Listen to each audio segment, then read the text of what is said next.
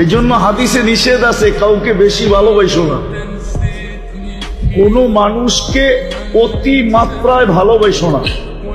আশা ইয়াকুনা আদুওয়াম্মা, হইতে পারে একদিন তোমার দুশমন হবে, ওই দিন তুমি বেশি ব্যথা পাবে। আবার ওর সাথে অতি মাত্রায় দুশমনি করো না।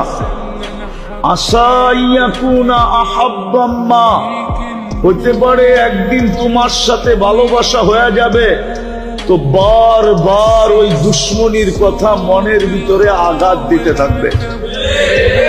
হ্যাঁ, অথচ সবচেয়ে বেশি ভালোবাসার দরকার ছিল কাকে? কি?